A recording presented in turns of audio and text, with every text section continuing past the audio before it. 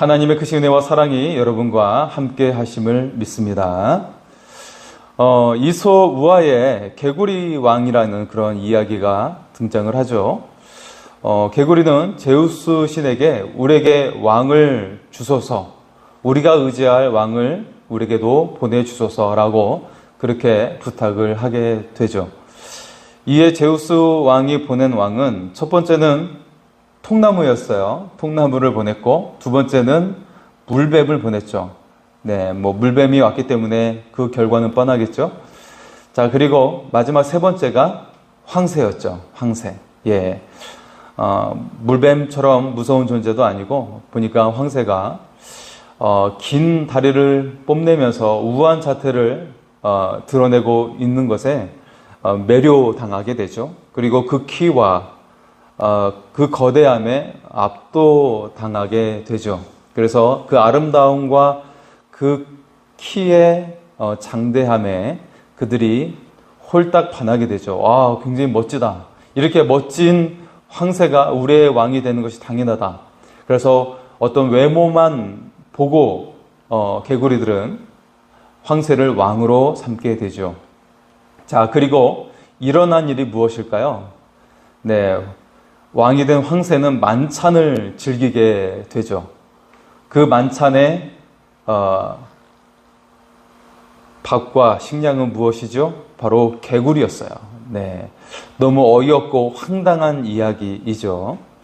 실제로 우리가 왕이나 지도자를 잘못 뽑았을 경우에 일어나는 불행, 그 백성들이 겪게 되는 불행을 풍자적으로 이렇게 우화를 통해 드러내고 있죠. 오늘 본문에 하나님께서 이스라엘 백성에게 왕을 세우라고 허락하고 있어요.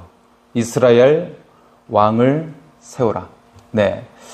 자, 사실 이스라엘의 왕이 되신 분은 하나님이신데, 이 백성들이 하나님이 아니라 사람의 왕을 세워달라고 요청을 하고 있는 것이죠. 이로 인해 이스라엘은 행복한 일이 많았을까요? 아니면 불행한 일이 많아지게 될까요? 어떻게 되죠? 실제로 이스라엘 역대 왕의 이야기를 담고 있는 열왕기서와 그리고 역대기서를 보면 이들이 왕으로 인해 겪게 되는 고초가 얼마나 큰지를 보여주는 그런 말씀들이 등장하고 있어요. 물론 그 가운데 하나님을 신실하게 믿었던 몇 명의 왕이 있었죠. 그 왕이 통치할 때는 굉장히 나라가 견고해지고 강성해지고 풍요를 누리게 되었어요. 반면에 많은 왕들이, 특히 북왕국 이스라엘은 단 한 명도 하나님을 경외하는 왕이 없었기 때문에 북왕국 이스라엘은 굉장히 백성들로 하여금 고통스럽게 만들어가는 것을 볼 수가 있습니다.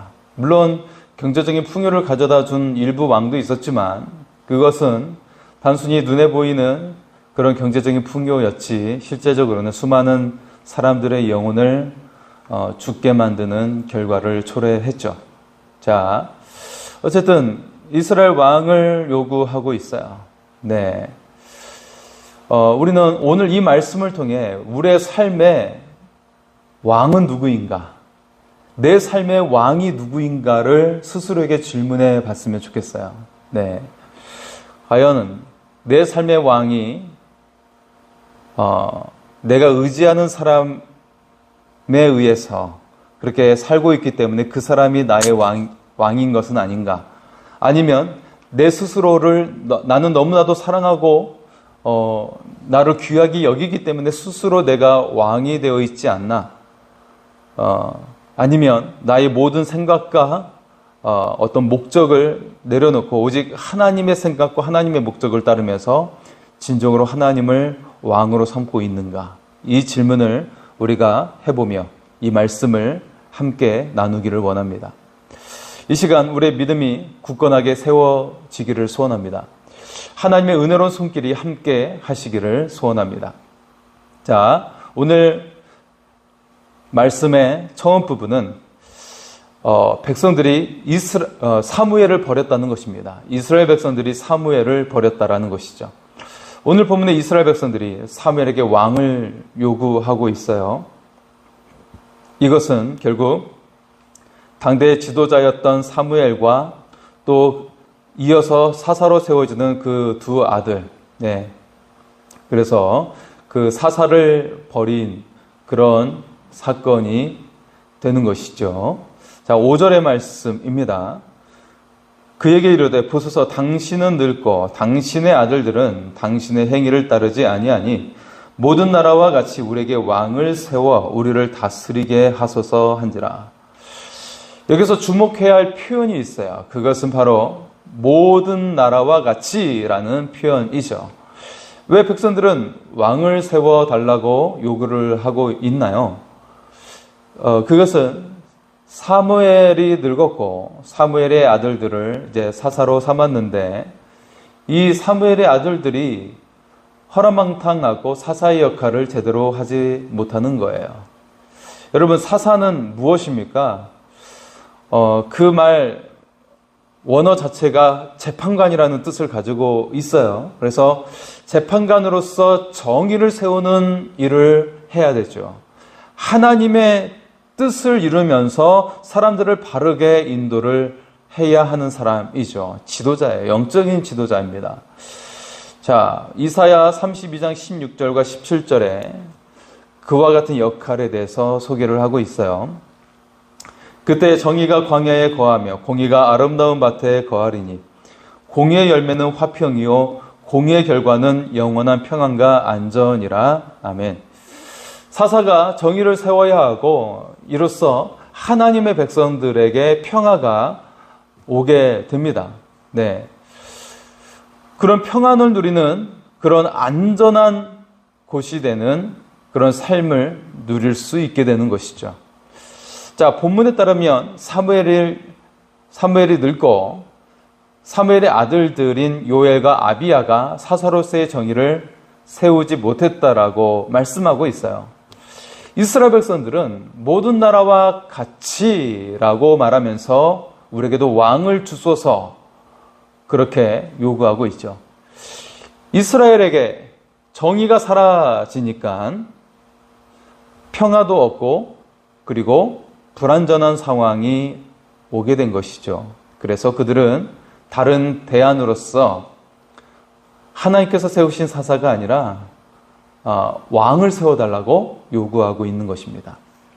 자, 그래서 오늘 두 번째 내용을 보시면 결국 사무엘도 그들이 버렸을 뿐만 아니라 그리고 하나님도 그들이 버리고 있다라는 것이죠. 자, 이스라엘 백성들은 결국 불안감에 사로잡히게 된 것이죠. 세상 사람들의 그 불안과 불만의 소리에 귀를 기울이며 그들은 이제 왕을 요구하게 되었어요. 자, 7절의 말씀입니다. 여호와께서 사무엘에게 이르시되 백성이 내게 한 말을 다 들으라. 이는 그들이 너를 버림이 아니요 나를 버려 자기들의 왕이 되지 못하게 함이니라. 네, 이스라엘 백성들은 사사만 버린 것이 아니라 하나님도 버린 것이다 라는 것이죠. 이스라엘 백성들이 출애굽 때도 늘 자신의 그 불만을 표출하고 네, 그리고 하나님께서 세우신 지도자였던 모세에게 항의하고 막 그렇게 하지 않았습니까? 그랬던 것처럼 그들의 안전이 보장받지 못한 상황이 되니까 하나님을 버리려고 한 것이죠. 네. 자, 9절의 말씀을 보겠습니다. 그러므로 그들의 말을 듣되 너는 그들에게 엄히 경고하고 그들을 다스릴 왕의 제도를 가르치라.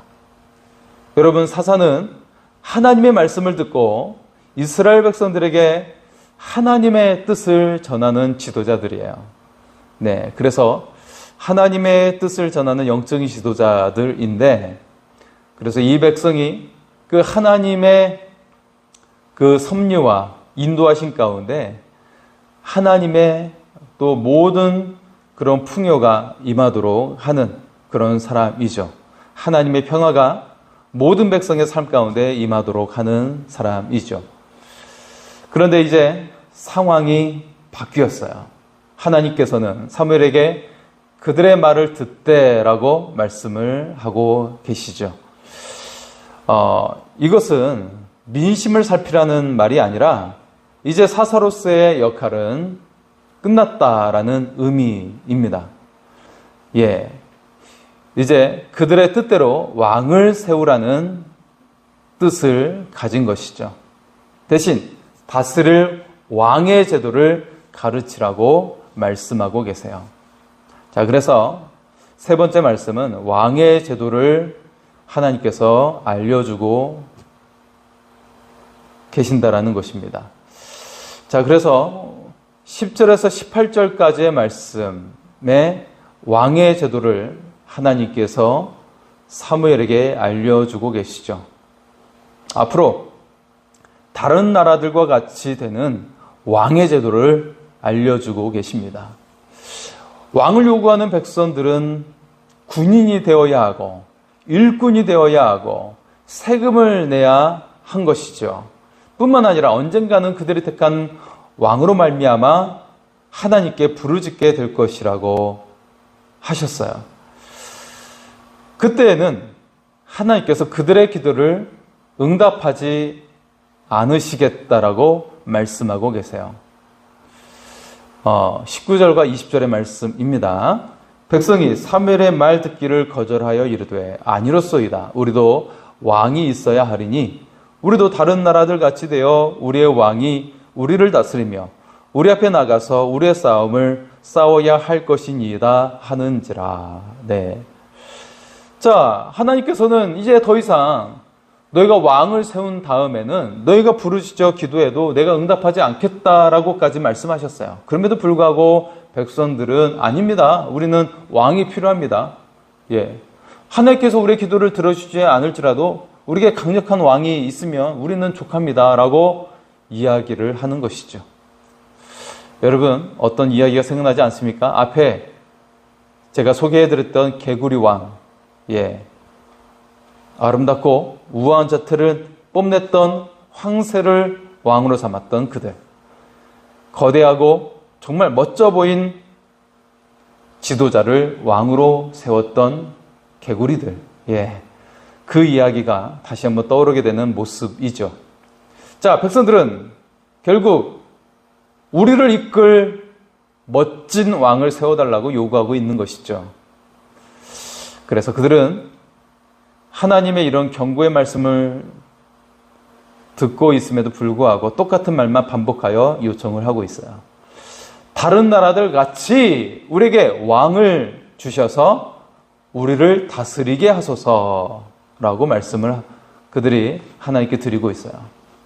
왕이 우리의 싸움을 싸우게 해 주십시오라고 요구하고 있죠.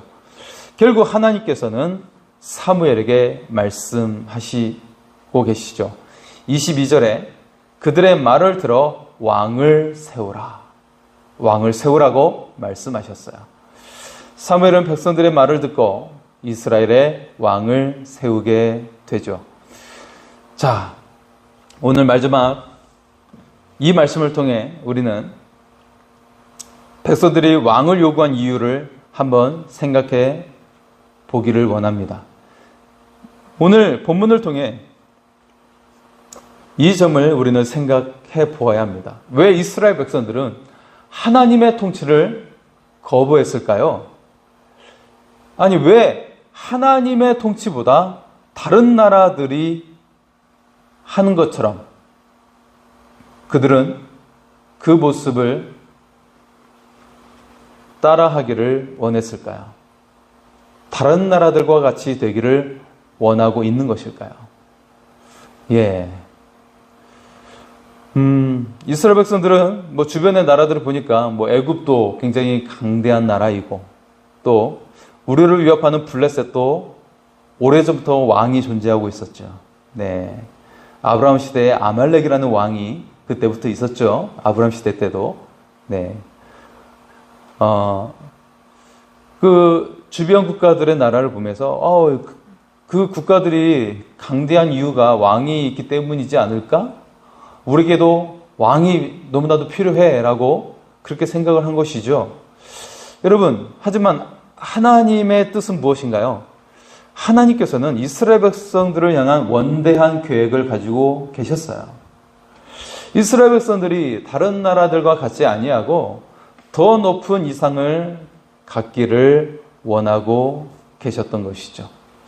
그러나 이스라엘은 늘 실패했고 불순종했고 불신앙했어요. 하나님을 온전히 믿지 않았던 것이죠.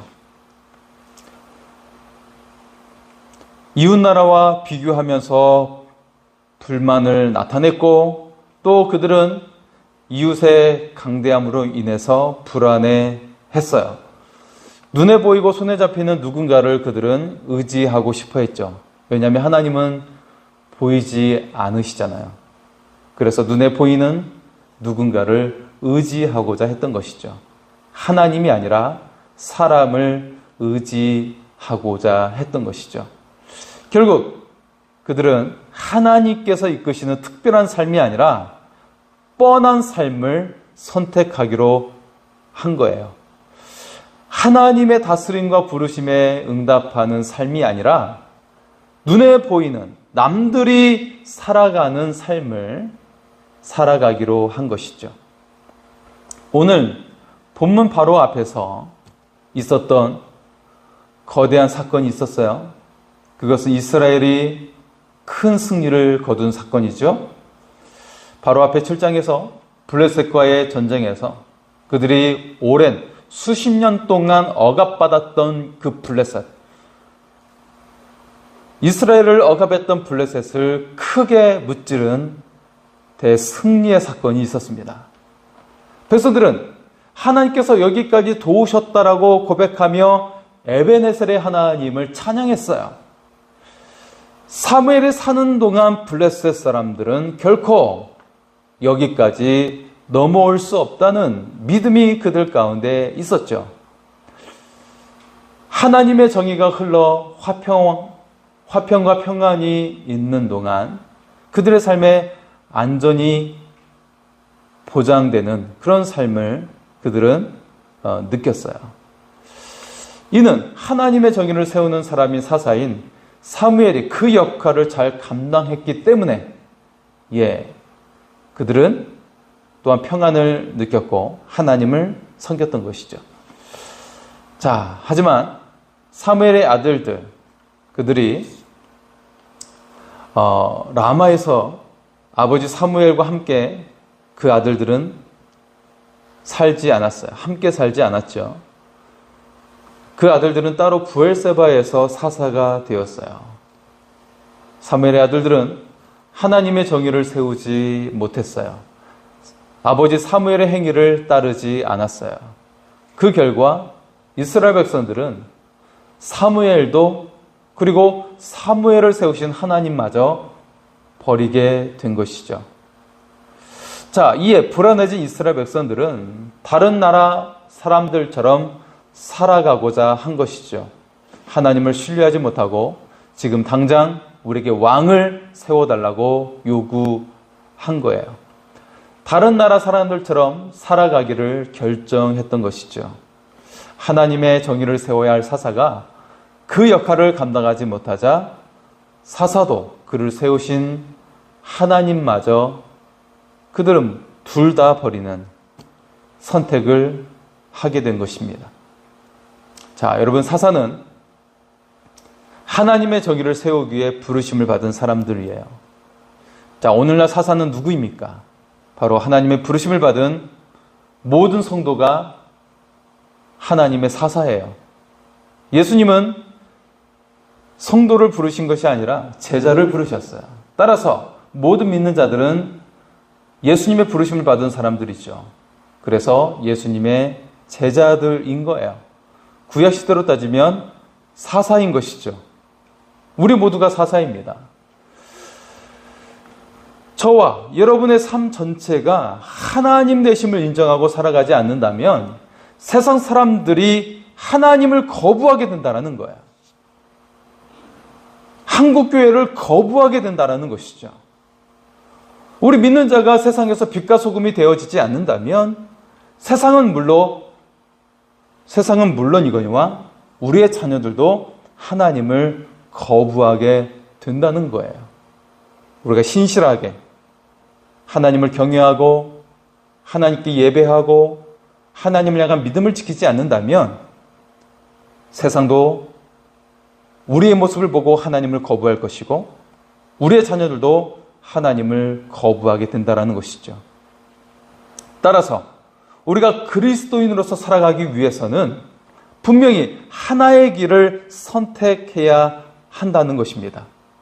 예수님처럼 삶 전체에서 하나님이 주 되심을 인정하며 우리의 삶을 내어드리는 삶을 살아야 한다는 것입니다. 이 길은 도덕적인 삶이 아니에요. 예수님께서 걸어가신 길을 따라 하나님의 그 구원의 도를 드러내며 살아가는 삶이 되는 것이죠. 하나님의 주권을 선포하며 살아가는 삶을 살아가는 것입니다. 자신의 도덕적인 삶을 드러내는 삶이 아니라 선행을 베풀고 많은 사람에게 인기를 끌고 그런 것이 아니라 예수님의 하나님 나라의 도, 하나님의 그 주권을 선포하는 도를 드러내며 살아가는 거예요. 그 모습으로 살아갔던 사람들이 바로 초대교회 성도들이었죠. 모두가 주님의 사사가 되고 주님의 사도가 되어 그들은 살아갔어요. 하나님의 백성으로서의 삶을 드러냈어요. 그래서 사람들이 그들은 그리스도를 닮은 사람이에요. 그리스도에게 미친 사람이에요. 그런데 이 말이 부러움의 말이 되었어요. 존경하는 말이 되었어요. 왜냐하면 그들은 그리스도를 닮아서 사랑을 실천하고 이웃을 섬기는 사람들이에요 라는 의미가 되었던 것이죠.